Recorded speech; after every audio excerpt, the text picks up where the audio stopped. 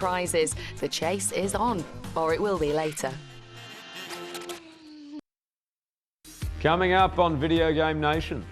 We hit the 90s and the Sega Megadrive in the first of our 4-part series on classic consoles that define the gaming world. Now, sit back as Dan, Aoife and I count down the top 10 games that made the Megadrive a pretty good system, but a heart-stopping explosion of pure marketing hype. Mario would always use his feet, but Mickey was using his bum. That's right now on Video Game Nation.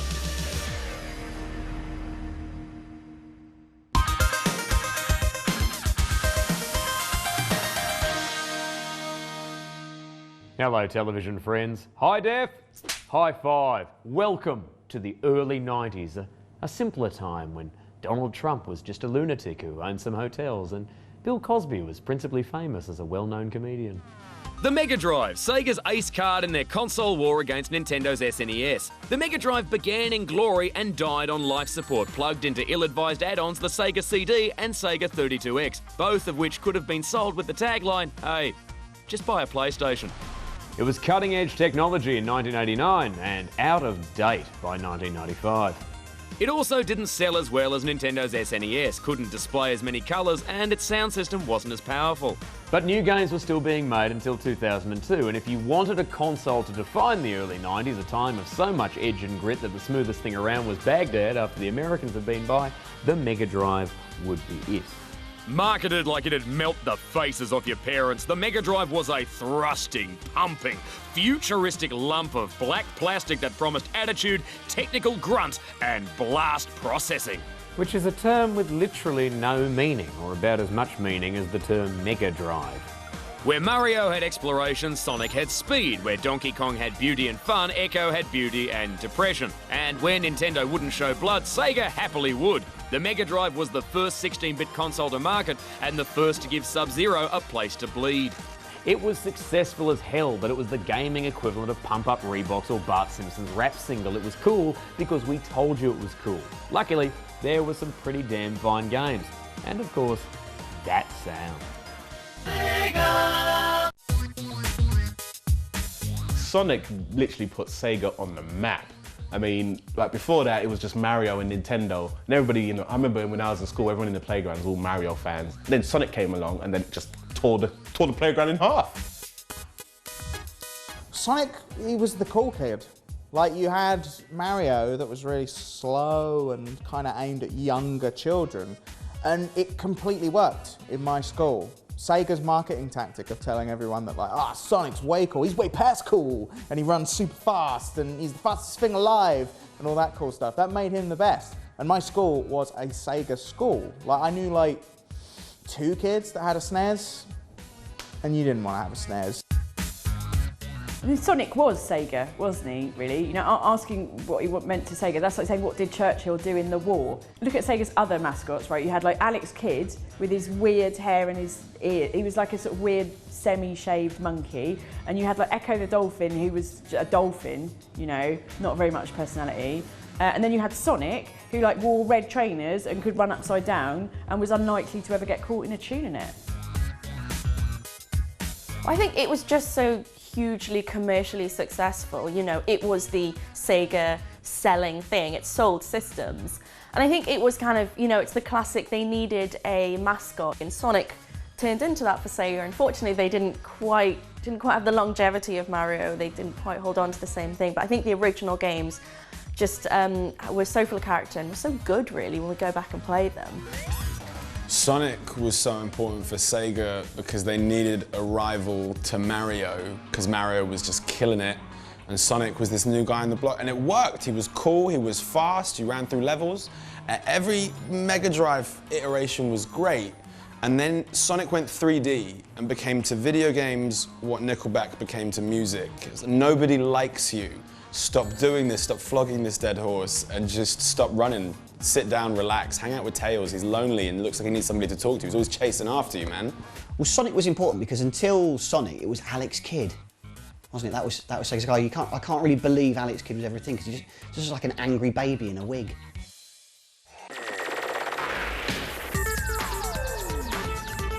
Now, Sonic might have been Sega's poster boy, but these next two mascots, who I can only describe as a pair of red shoelaces and an orange spleen, were definitely part of the Megadrive's most unique franchise.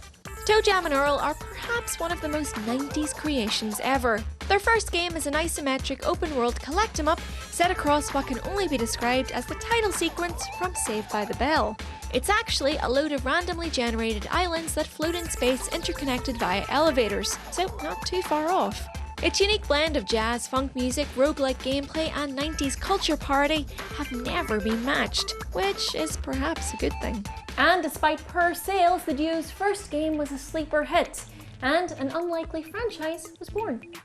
The surreal 90s stylings continued on for the sequel, Panic on Funkatron, which switched the core design from isometric to 2D, and Toe Jam and Earl became platformers. Whilst not as unique as the original, Panic on Funkatron was fun, funny, and plenty colourful. Sadly, with the failure of the Saturn and the Dreamcast, the franchise fell into obscurity. And despite a third game appearing on the Xbox in 2002, the cosmic pair have been drifting in space now for nearly 15 years. But Kickstarter has seen an end to that. In 2015, Toe Jam and Earl Back in the Groove hit its funding target and netted over $500,000. So unlike Pogs, Tamagotchis and light-up yo-yos, Toe Jam and Earl will no longer remain a relic of the 90s.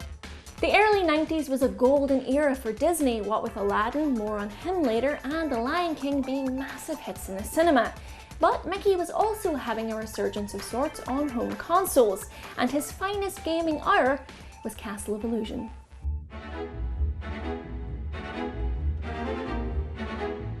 Castle of Illusion looked like a cartoon, is what I found amazing. I remember reading about it in a games magazine at the time and seeing pictures of it, and it was just like, look at these graphics, this is an animation that you can play. That was crazy at the time, and again, you look back at it and it still looks really nice to this day.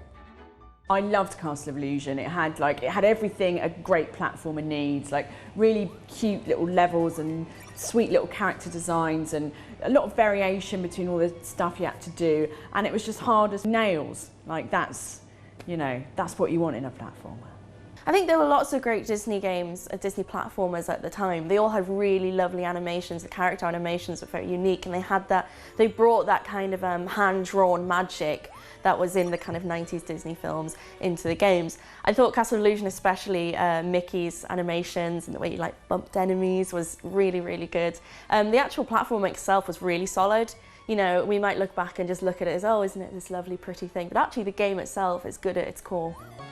All the Disney games at that time on the Mega Drive, they all had amazing kind of animations. But I always wondered, why was Mickey jumping on the enemies with his bum? I mean, Mario would always use his feet, but Mickey was using his bum. What are you using your bum for, Mickey?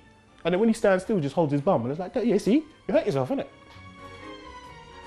Again, I have no idea what made Castle of Illusion a great game. I didn't have a Mega Drive. I went back and looked at a video of it, and I don't know, I guess it's really slow. It looks rubbish in the way platformers that weren't Mario and Sonic in the 90s. Is it because it had Mickey Mouse in it? I've no idea. Why was it a good game? Because it looks rubbish. Jinuk G is the best game that I've ever played where you can be crushed by a steam train with the face of a crusty old man. Released in 1991, Jinuk G is a surreal Japanese side-scrolling shooter whose art designer would eventually work on homoerotic comedy series Choaniki. But before he went for balls-out laughs, he sketched a gruesome fantasy. Thanks to exemplary graphic design, this is an unforgiving test of memory and reflexes locked in a world of warping dungeons and fantastical enemies, with long levels that alarmingly scroll your little Icarus man through a twisted dream soup of influences, from Roman architecture to ancient sea creatures to nightmare fuel straight from the depths of hell. It's the intricacy of the pixel art and the way that the size and scope of the creatures has its own logic. In level 1, your first enemies are balls that don't do anything, they're just balls, then the heads of wizards, then a dead floating brachiosaur. It might not sound like it makes sense, but it draws you in. These enemies just collide with you, but these ones shoot, and this one's a forecast of the nightmare to come. And now, to dispense the kind of hard justice that you can only get when two vigilantes head down the slums and start beating everybody with lead pipes, here's Dan with Streets of Rage 2.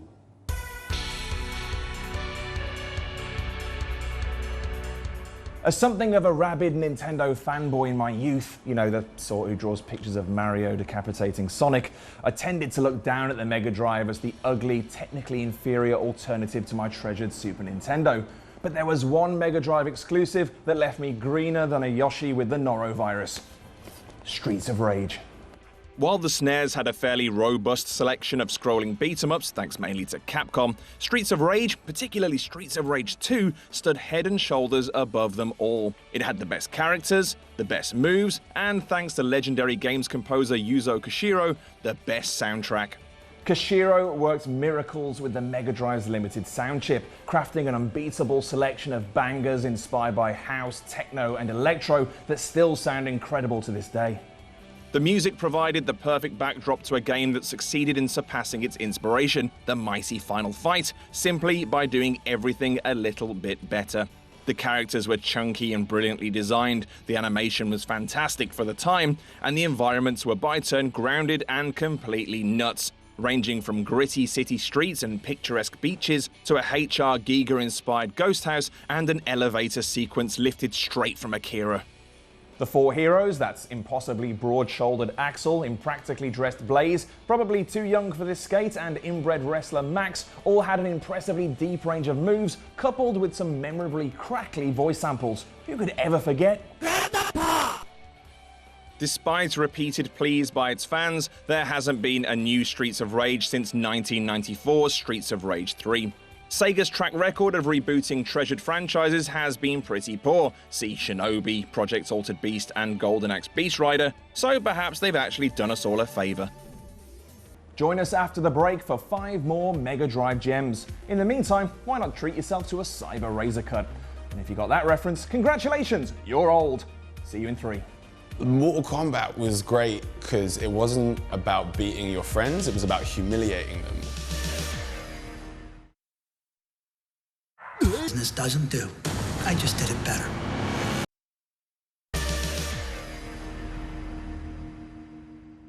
Welcome back. Sega's marketing for the Mega Drive always focused on it being cool and edgy, but sadly it was the early 90s when neither of those things actually existed. So instead they used to just say things like Sega does what Nintendo don't, which isn't just a lame pun, it's actually true. Nintendo was a family-friendly company, but Sega had no need to be. So, when Midway released Mortal Kombat, the Mega Drive included the fatalities from the arcade, while Nintendo cleaned up the violence and decapitated their own sales.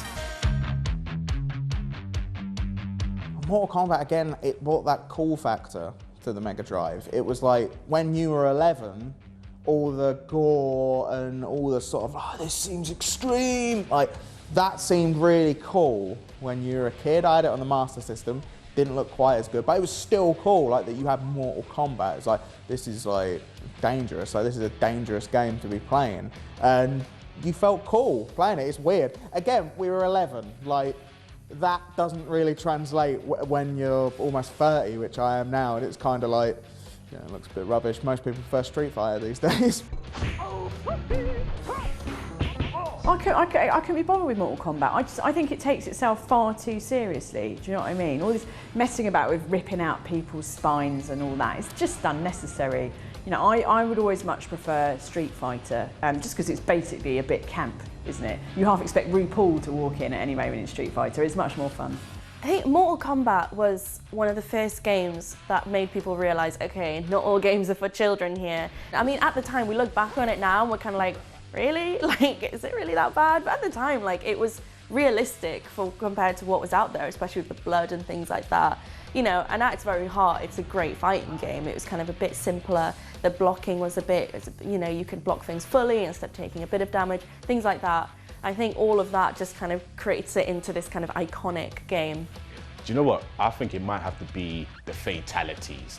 They introduced that into fighting games. That was it. Before that, you just beat people up, they just drop on the floor, that's it, you win. But this one, it was like, nah, finish him.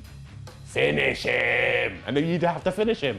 And then, but back then, you wouldn't know the button combination. You just be going backwards, forward, punch, and then that was it. And then they just drop on the floor, and that was like, that was weak, that was weak. But I like the sequels, they added in the babalities and stuff like that, that was nice. Don't know why they had friendship though, no need for that. Friendship. friendship. Mortal Kombat was great because it wasn't about beating your friends, it was about humiliating them. And there were all these secret fatalities and gross things you could do to your friends at the end of the game. And that was where the excitement was. When the game ended, how would you humiliate your friend? The only thing, looking back on them now, is like a bunch of like middle-aged fat white dudes in really, really cheap costumes fighting. It's sort of like not Mortal Kombat anymore. It's like Fathers for Justice battle sim. When I was a kid, when it came out, the thing that made Mortal Kombat good was that it had blood in it. And when you're a kid and things have blood in it, it is awesome. Whereas now, if things have blood in it, I can't sleep until I've seen my GP.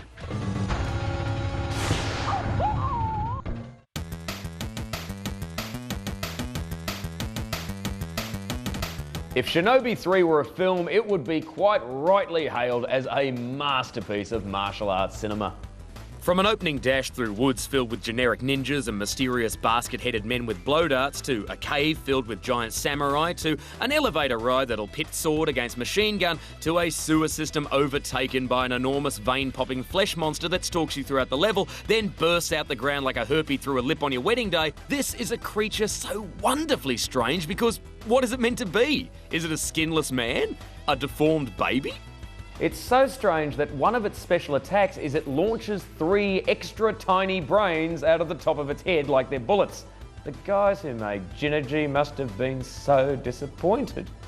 Half of Shinobi's 3 appeal is incredible set pieces like these. The other half is that it's a ninja game starring a ninja who's genuinely agile and precise. It's a fantastic feeling spinning in the air and firing off a spray of shurikens or delivering a flying kick from one side of the screen to the other. But when you're doing that flying kick on a rocket-propelled surfboard while fighting off other ninjas, or better still, the bit where your horse can do a flying kick, Your ninja is such a ninja that even his horse is a ninja, and it won the Grand National twice but nobody noticed, because it's a ninja. the final game in a series that started as an unforgiving arcade beat-em-up, then became a sluggish exercise in copyright infringement, Shinobi 3 is such utter genius it may as well be the only game with the name Shinobi. And from a game that never felt like a sequel to one that deserved an endless sea of them, here's Dan with run and gun classic Gunstar Heroes.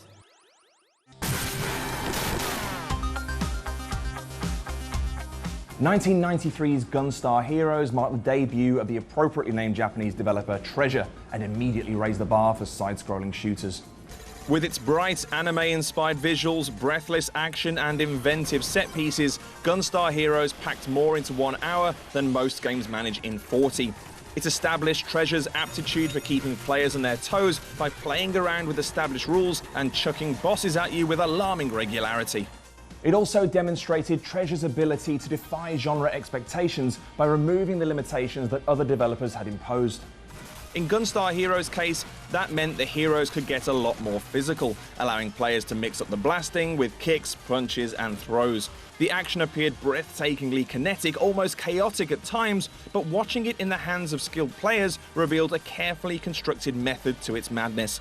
That admirable attitude to game design has shone through in pretty much everything Treasure has made since, demonstrating a Nintendo-like love of taking an apparently limited concept and then squeezing every last drop of creativity out of it. You'll see the same degree of imagination applied to other brilliant Treasure games like Ikaruga, Bangai-O, Mischief Makers, Guardian Heroes, Dynamite Headdy and Sin and Punishment, all of which offer the same timeless thrills as this Megadrive essential. In another, better world, Gunstar Heroes would have marked the start of Treasure's meteoric rise to global recognition, rather than the underappreciated geniuses they continue to be. But still, buried treasure is still better than no treasure at all.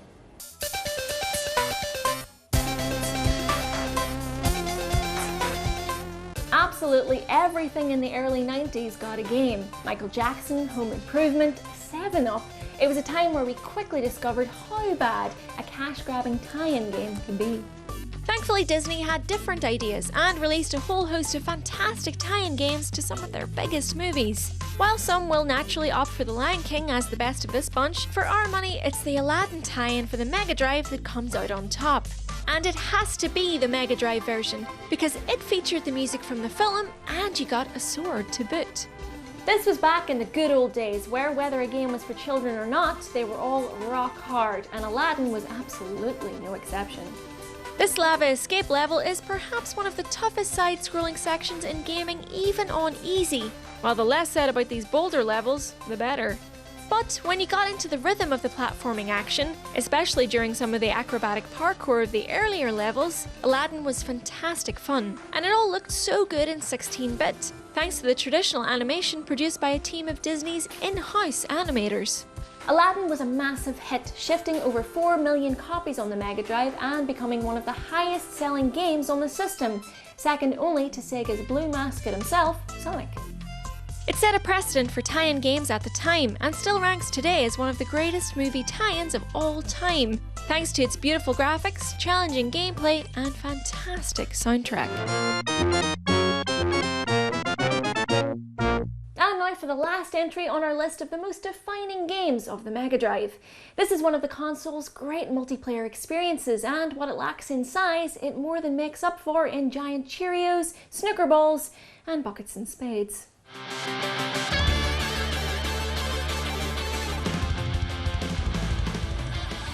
Micro Machines was pure fun, and I'm pretty sure didn't one of them have controller ports in the cartridge? That just is still in the category of magic to me that putting like Sonic 3 into Sonic and Knuckles still is. That's magic. I know it's not, it's just a thing going into a thing, but that still feels pretty magical, and just being like, it's just some controller ports on top of this. Amazing. For me, I don't like racing games about realism, do you know what I mean? I feel like we'll just go for a drive, like just get in your car, silly. So I really like kart racers and the Burnout games and Micro Machines because of those amazing track designs, which were just brilliant, so sort of ingenious, and you could just tell that so much thought and love had gone into them, and someone with a real sense of humour had just taken ages to put in little details that just made them really fun to explore. And I didn't really realise how much influence they had on me until the other day, because recently I had to make a prop for my comedy show, and it's like an ironing board covered in old bits of food and stains. And then I was watching a video of Micro Machines the other day, and I was like, oh my god, it's the breakfast table level. Like, I didn't even realise that level from 20 years ago has logged itself in my brain. I think Micro Machines was just so much fun, and it took that there were lots of great, more serious races, and Micro Machines was just that great game that you play with your friends. And also I think the setting was just so lively, like racing through the garden on a billiards table. It just had that imagination and that element of joy to it that just really translated well. I love Micro Machines, especially Micro Machines 2, because I remember on the Mega Drive, it had the special cartridge. Like, it had the cartridge and it allowed you to put 2 additional controllers into the actual cart. I know, that was ratted, because it used to go nuts because people would be playing the game, but if you get a bit too carried away and you just drag the controller a bit, just take the whole cartridge out the system, that's it, game over. Oh, Micro Machines was so popular because you could play it in front of your parents.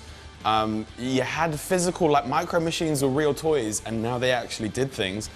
The game was dumb, but you were racing inside Cheerio tracks and dodge the waffle, and it was just pure innocent fun, the kind we don't get anymore.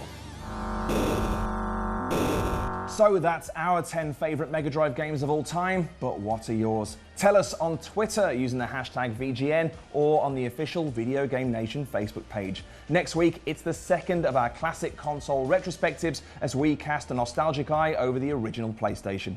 See you then.